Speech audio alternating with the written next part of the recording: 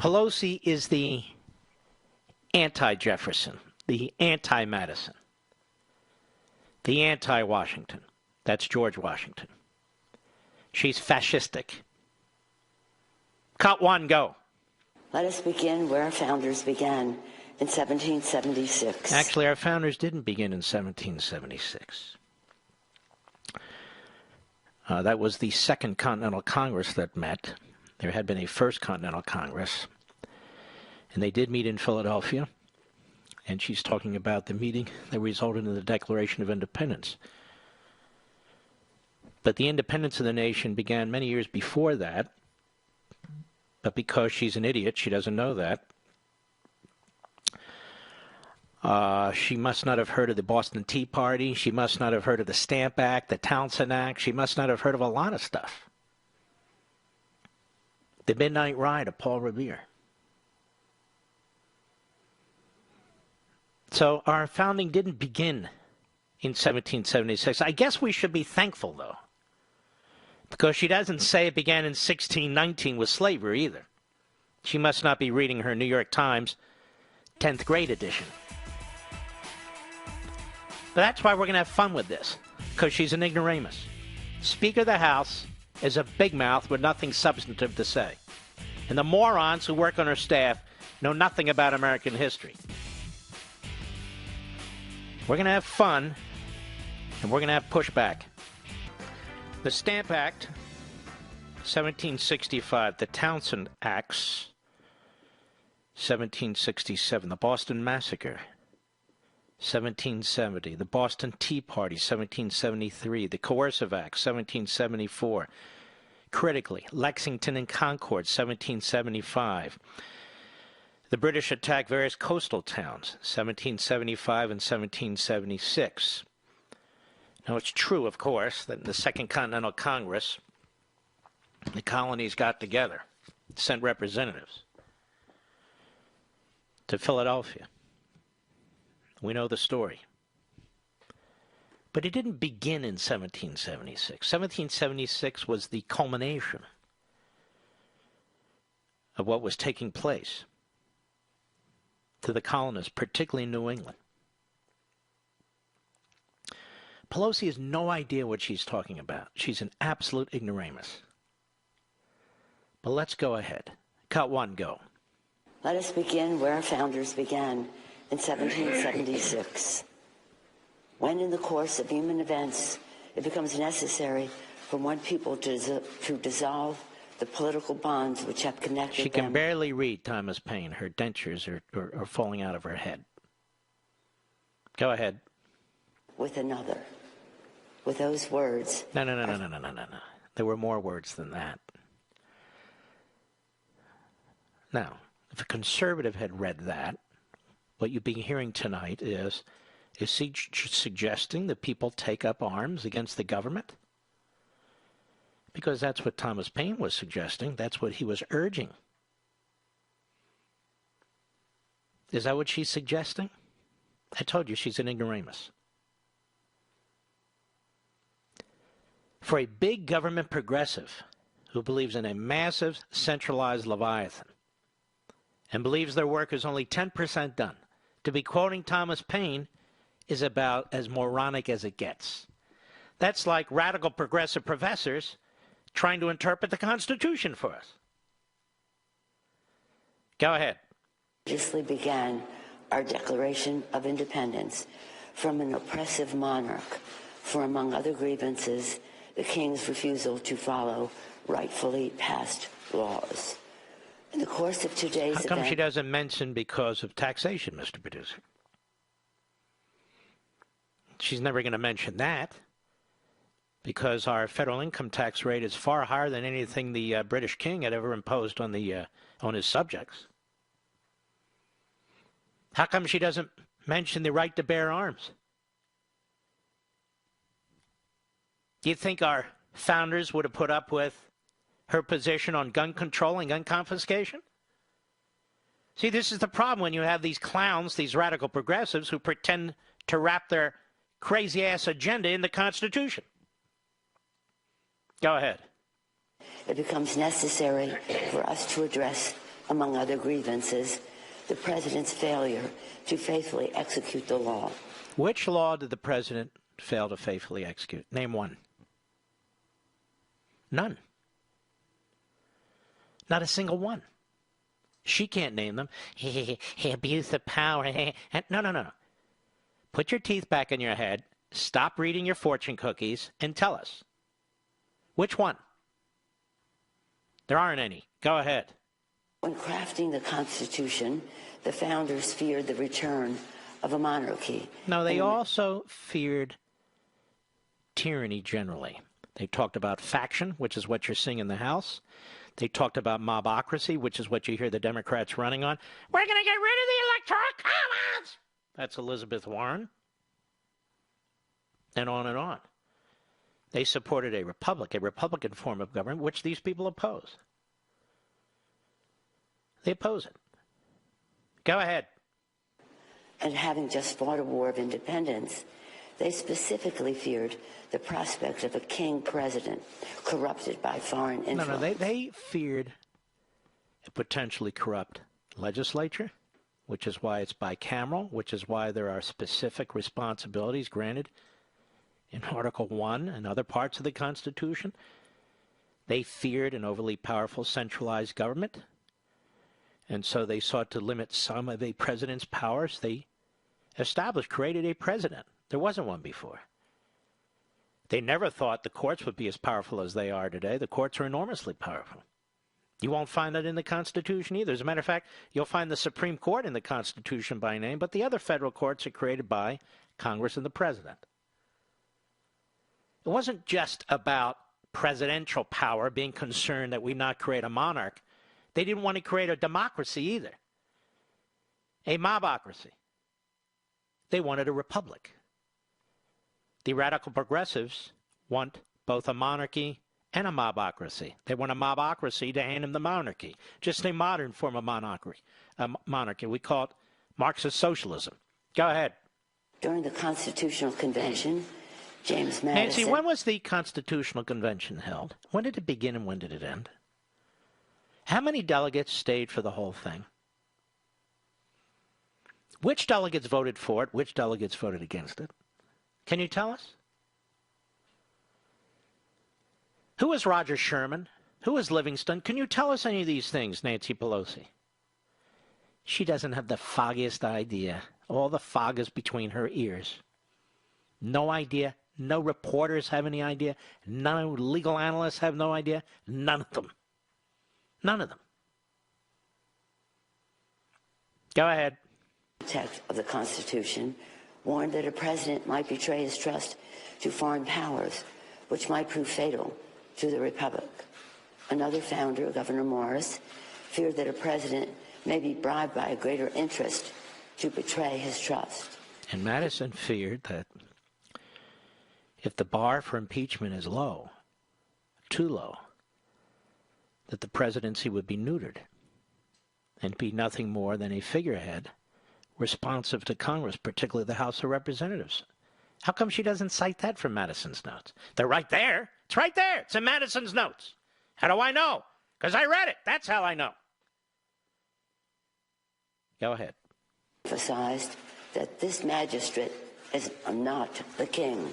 The people are the king. They therefore created a constitution. The people are the king. Didn't the people vote for this president, Mr. Producer? Didn't we follow the constitutional process through the Electoral College that they want to eliminate? Go ahead. Remedy to protect against a dangerous or corrupt leader. Impeachment. Unless the Constitution contained an impeachment provision, one founder warned, a president might, quote, spare no effort or means whatsoever to get himself reelected. Similarly, George Mason. Isn't that exactly what the House is doing? Look at the structure of impeachment in the Constitution, ladies and gentlemen. The House is turned over every 2 years, and they were very worried about this. They went back and forth on whether there should be impeachment, and they concluded, they persuaded themselves that there ought to be impeachment. Fine. There were impeachment of cabinet members or inferior officers to the king. So they look back and they understood this. But look at the elaborate system they set up because of people like Nancy Pelosi. That's what they feared. Faction, mobocracy. They talked about this in the very notes that somebody cherry-picked for her and of which she doesn't discuss. This is why you have a trial in the Senate. That's why the last word isn't the people's house, the House. With all the gerrymandering, the people's house. That's why you have a trial in the Senate, which was not considered the people's house at the time. It was considered the house that represented the state legislatures. Not anymore.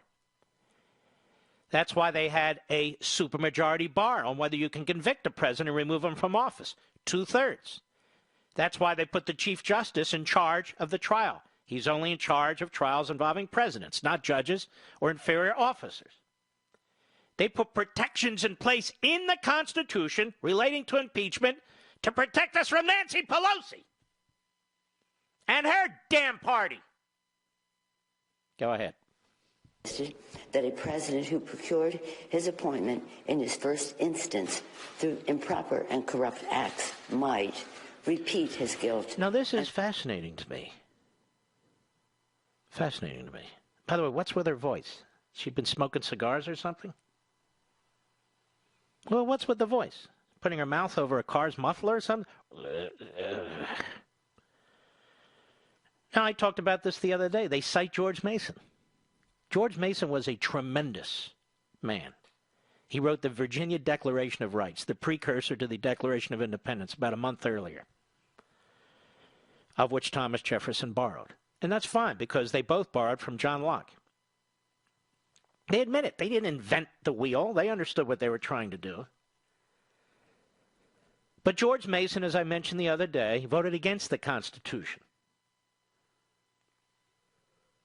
He voted against the Constitution. He was a delegate who stayed the whole time. George Mason owned slaves, even though he wanted to eliminate slavery. George Mason supported Article 5 Convention of States. That's his language. George Mason put that language, Article 5 Convention of States, in the Constitution, recommended it 2 days before the end of the Constitutional Convention. She's citing George Mason. She doesn't have a half-assed idea what the hell she's talking about or who the hell she's quoting. But don't worry, the legal analysts out there don't understand it either, let alone the hosts and the anchors and the newsrooms and the reporters, all of whom are half-wits. Go ahead. To power. During the debate over impeachment at the Constitutional Convention, George Mason also asked, shall any man be above justice? George Mason also proposed the language of maladministration for the basis of impeaching a president. And Madison objected that it was a bar too low, a standard too ambiguous, that the basis for impeaching a president must be grave and the body politic must support it. Why is she quoting George Mason? Why is she bouncing between Madison and George Mason and Governor Morris and so forth and so on? Because she does what she does. She lies. She lies. Her staff, her speechwriters lie. The media are there. They soak it all in, and they type what she says, and they're playing it all over television tonight. You see a constitutional illiterate, an absolute historical moron, and they are quoting her left and right with a raspy voice from smoking too many. Maybe she's smoking pot out there, Mr. Producer. You never know.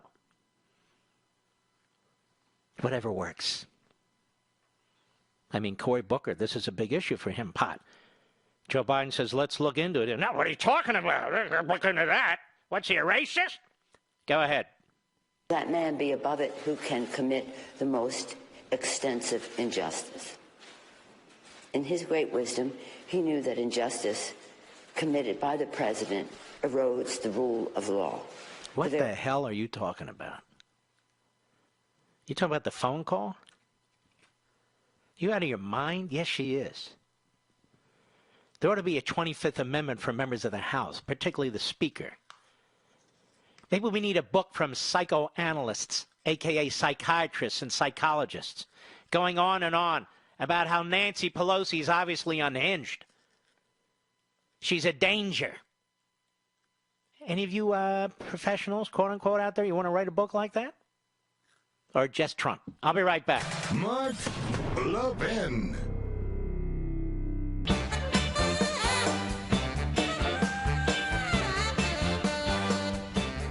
Well, we're going to carry the "This is your life" fascistic Nancy Pelosi into the next hour because I'm using it as an occasion to raise a lot of historical issues and to expose her for the low IQ moron that she actually is.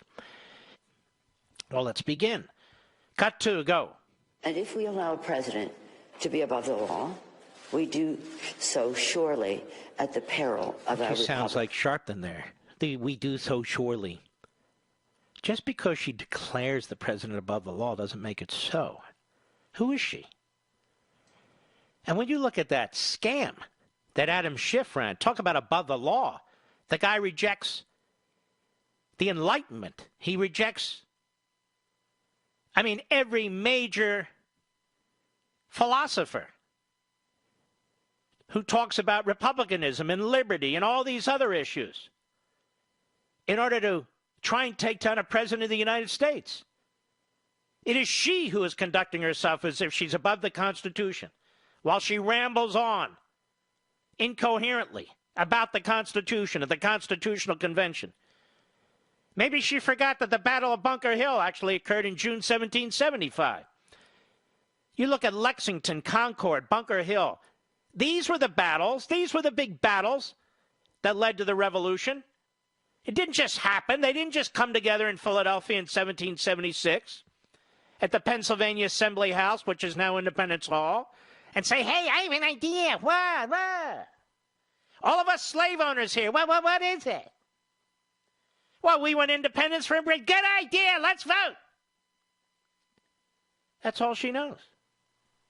The beginning and end of it. She doesn't care about the Constitution. She doesn't care about the impeachment clause. She doesn't care what the president did or didn't do. She is diabolical. She is fascistic. She and her friendly websites and her friendly reporters and her friendly newsrooms have no comprehension of American history, of our constitutional construct, of natural law, unalienable right. None. Among other things, the revolution was fought over private property, lower taxes, representation. They created a massive bureaucracy that undermines representation. They favor massive income taxes and a wealth tax. They reject private property. They're the opposite of the American Revolution. I'll be right back.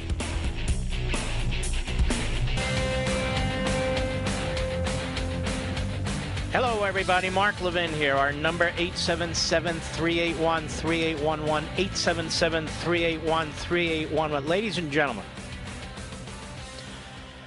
I don't believe I ever met Professor Alan Dershowitz in person. We certainly never had a long discussion in person. Technology is a wonderful thing. And we go back to Nancy Pelosi. By the way, let me say to the whole world, including Nancy Pelosi and her her staff, Nancy, if you want to come on my show and discuss the Constitution, I'd be happy to do it. You're obviously so well schooled on this subject. You should be proud to come on the program and reach a different audience. You're pushing impeachment. You're trying to prevent the people who listen to this show from having the president they voted for. It seems to me you have at least some kind of a public responsibility to talk to us. Have you noticed that, ladies and gentlemen? They're attacking you and me. They're attacking the president we voted for. But they won't talk to us. They only talk to people who voted for Hillary Clinton or the Never Trumpers and those. They go on their shows. They go on their news, into their newsrooms. But they won't talk to us, the people who they're targeting. They're not just targeting Trump. They're targeting all of you. They're trying to deny you your franchise. I say it over and over again. 63 million people almost who voted for this president. They want to nullify your vote. Now what they want to do also in 2020 is try and cripple this president with an impeachment as he runs for re-election. This has never been done before, ever. And then she lectures us about the Constitution. They'd lock her up and throw the key away with the colonies. They'd say, you must be with the king. In fact, you look a little like the king. Just saying. No. Cut to, Mr. Producer, go. And if we allow a president to be above the law, we do so surely at the peril of our republic. Oh, thank you. In America, no one is above the law. No, of course not, except you, apparently. Nobody's above the law, ladies and gentlemen, except all the criminals these Soros prosecutors won't charge. That's right. Nobody's above the law except for Hunter Biden. He's innocent. We're not going to look into Hunter. No, not Romania, not China, not Ukraine. Hunter Biden, no. They have all kinds of exceptions over there, the Democrat Party. Go ahead. Over the past few weeks, through the Intelligence Committee working with the Foreign Affairs and Oversight Committees, the American people have heard the testimony. No, the American people have heard nothing. You had secret testimony, and then you had a bunch of clowns who were testifying, almost none of whom had first-hand information. And the individual that you pushed forward as a phony whistleblower, you won't allow the American people access. She keeps speaking for you and me, the American people. But she won't talk to you and me. She won't come on this show. She won't go on Fox. She won't go on conservative media. They keep talking to themselves, number one. Well, there are more people than them. There's others, like us. We're their target. She's trying to unleash one part of the country against another part of the country. That's what she's doing. She doesn't speak for the people. They've been hiding from the people, hiding transcripts from the people, hiding witnesses from the people, working in the shadows. Schiff, his staff, Eric Chamarella, the whistleblower. He's the whistleblower as far as I'm concerned, unless he comes forward and denies it. And his slip and fall lawyer, same thing. But then they talk for the people. We're here for the people. She also sounds like Daffy Duck, doesn't she?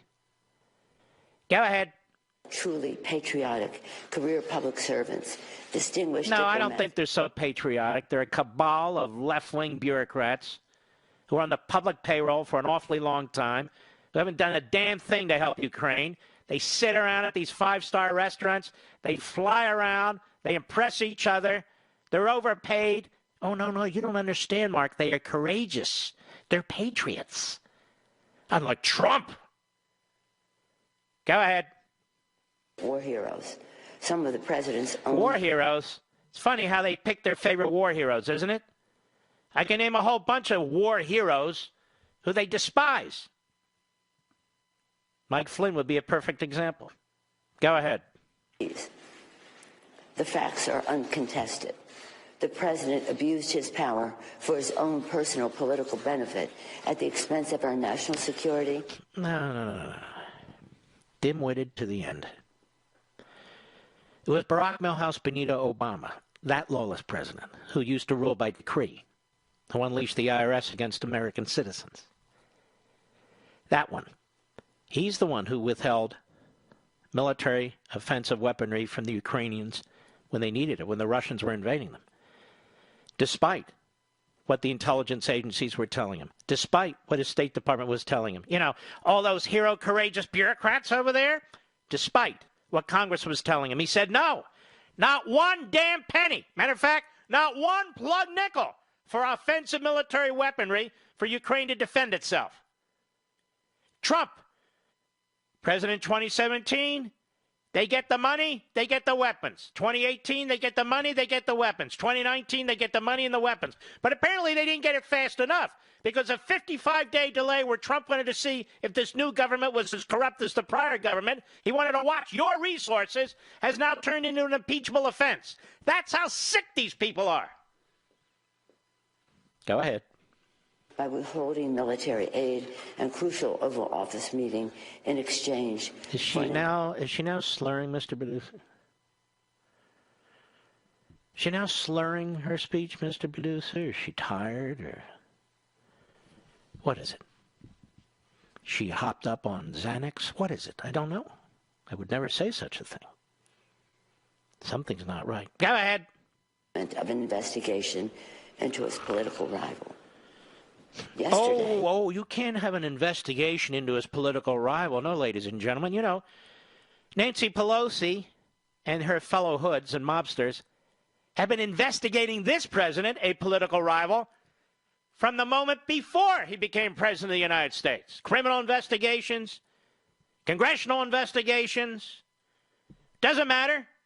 Going after his bank accounts, going after his taxes, going after his children, going after his businesses. Oh, the emoluments clause. How many E's in emoluments? And they're investigating their political enemy.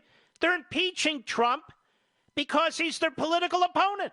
And she dares to say, right through her dentures, that it's Trump who's unleashing investigations against his political opponent. Isn't this a joke? This is why the Republicans are 100% united in the House of Representatives. I can't speak for the goofballs in the Senate. They're drinking something different over there. But this is why this is united conservatives and Republicans like nothing else. Because we see what they're doing to the president, but even more, we see what they're doing to the presidency and the Constitution. This is lawless, it is tyrannical, it is rogue, it is a coup, and all those words define exactly what's taking place. We'll be right back. Mark Levin.